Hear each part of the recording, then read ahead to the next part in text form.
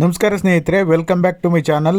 ಗೃಹಲಕ್ಷ್ಮಿ 21 ಮತ್ತು 22ನೇ ಕಂತಿನ ಬಗ್ಗೆ ಅಂದರೆ ಏಪ್ರಿಲ್ ಮತ್ತು ಮೇ ತಿಂಗಳ ಹಣದ ಬಗ್ಗೆ ನಿನ್ನೆ ಸಚಿವೆ ಲಕ್ಷ್ಮೀ ಹೆಬ್ಬಾಳ್ಕರ್ ಮೇಡಮು ಮಾಹಿತಿಯನ್ನು ಕೊಟ್ಟಿದ್ದರು. ಈಗಾಗಲೇ ನಾವು ಬಿಡುಗಡೆ ಮಾಡಿದ್ದೇವೆ, ಜೂನ್ ತಿಂಗಳ ಹಣ ಮಾತ್ರ ಬಿಡುಗಡೆ ಮಾಡೋದು ಬಾಕಿ ಇದೆ ಅಂತ.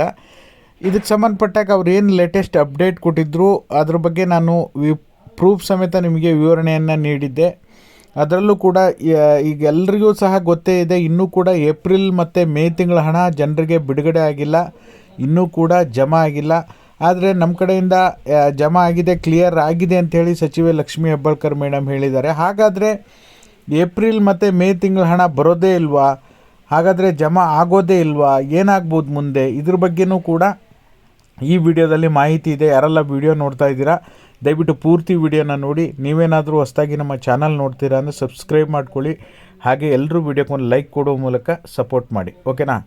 ಇದಕ್ಕೆ ಸಂಬಂಧಪಟ್ಟ ಹಾಗೆ ಈಗ ಸುಮಾರು ಬಹುತೇಕ ಜನರಿಗೆ 20 ಕಂತುಗಳು ಅಂದರೆ ಸುಮಾರು 40,000 ರೂಪಾಯಿ ಈಗಾಗಲೇ ಸರ್ಕಾರದಿಂದ ಮಹಿಳೆಯರಿಗೆ ಬಿಡುಗಡೆ ಆಗಿದೆ. ಕೆಲವೊಂದಿಷ್ಟು ಜನರಿಗೆ ಇನ್ನೂ ಕೂಡ ಬಂದಿಲ್ಲ. ಅದು 20ನೇ ಕಂತಾಗಿರ್ಬೋದು, 19ನೇ ಕಂತಾಗಿರ್ಬೋದು. ಅದು ಸರ್ಕಾರದ ಕಡೆಯಿಂದ ಟೆಕ್ನಿಕಲ್ ಇಶ್ಯೂಯಿಂದನೂ ಬಂದಿಲ್ಲ. ಬಟ್ ಆದರೆ ಇನ್ನು ಕೆಲವೊಬ್ಬೊಬ್ರದ್ದು ರೇಷನ್ ಕಾರ್ಡ್ ತಿದ್ದುಪಡಿ ಈ ರೀತಿ ಪ್ರಾಬ್ಲಮ್ ಆಗು ಕೂಡ ಬಂದಿಲ್ಲ, ಓಕೆನಾ?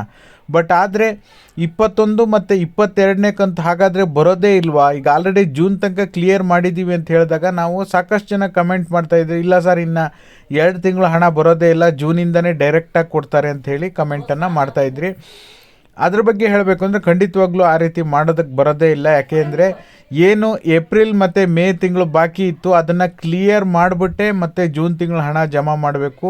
ಆ ರೀತಿ ಮಧ್ಯ ಗ್ಯಾಪ್ ಬಿಟ್ಟು ಜಮಾ ಮಾಡಲಿಕ್ಕೆ ಆಗೋದಿಲ್ಲ, ಓಕೆನಾ? ಆ ರೀತಿ ಮಾಡೋದಕ್ಕೂ ಬರೋದಿಲ್ಲ. ನೀವು ಸತತವಾಗಿ 20 ಕಂತುಗಳು ನೀವು ನೋಡ್ತಾ ಬಂದರೂ ಸಹ ಎಲ್ಲೂ ಕೂಡ ಈ ರೀತಿ ಆಗಿಲ್ಲ. ಎಲ್ಲೋ ಒಂದು ಕಡೆ ಅವರಿಗೆ ಮಾಹಿತಿ ಕೊರತೆಯಿಂದ ಹಾಗೆ ಹೇಳಿರ್ಬೋದು, ಇಲ್ಲಾಂದರೆ ಮಿಸ್ ಆಗಿ ಕೂಡ ಹೇಳಿರ್ಬೋದು, ಓಕೆನಾ? ಒಂದೊಂದು ಟೈಮ್ ಆಗುತ್ತೆ.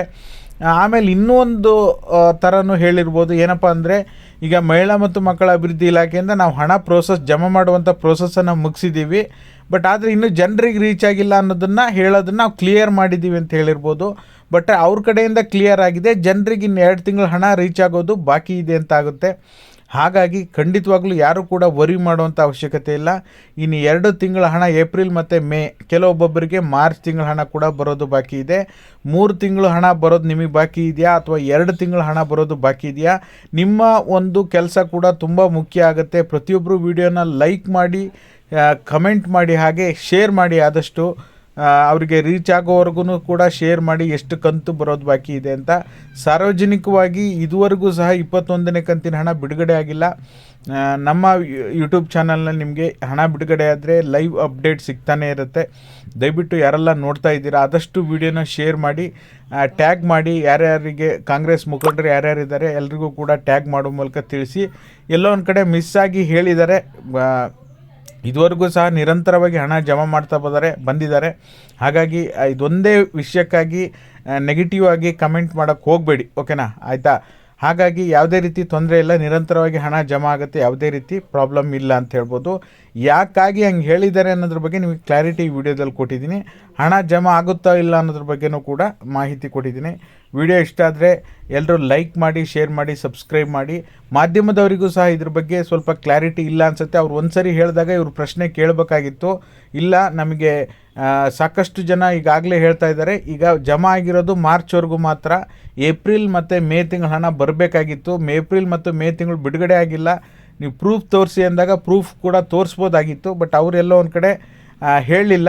PBT ಕರ್ನಾಟಕ ಆ್ಯಪ್ ತೆಗೆದು ನೋಡಿದ್ರೆ ಇಲ್ಲಿವರೆಗೂ ಎಷ್ಟು ಕಂತುಗಳು ಬಿಡುಗಡೆ ಆಗಿದೆ, ಇನ್ನೂ ಎಷ್ಟು ಕಂತು ಬಾಕಿ ಇದೆ ಅನ್ನೋದನ್ನು ಕಂಪ್ಲೀಟ್ ಡೀಟೇಲ್ ಪ್ರೂಫನ್ನು ಕೂಡ ನಾವು ಬೇಕಾದರೆ ತೋರಿಸ್ತೀವಿ. ನಮಗೆ ಪಕ್ಕಾ ಮಾಹಿತಿ ಇದೆ, ಓಕೆನಾ? ಹಾಗಾಗಿ ಈ ಕ್ಷಣದ ಮಾಹಿತಿ ಏನಿದೆ ಅದನ್ನು ತಿಳಿಸುವಂಥ ಕೆಲಸ ಮಾಡಿದ್ದೀನಿ. ವಿಡಿಯೋ ಇಷ್ಟ ಆದರೆ ಲೈಕ್ ಮಾಡಿ, ಶೇರ್ ಮಾಡಿ, ಸಬ್ಸ್ಕ್ರೈಬ್ ಮಾಡಿ. ವಿಡಿಯೋ ನೋಡಿದ್ದಕ್ಕಾಗಿ ಧನ್ಯವಾದಗಳು. Thank you all. Thank you so much for watching.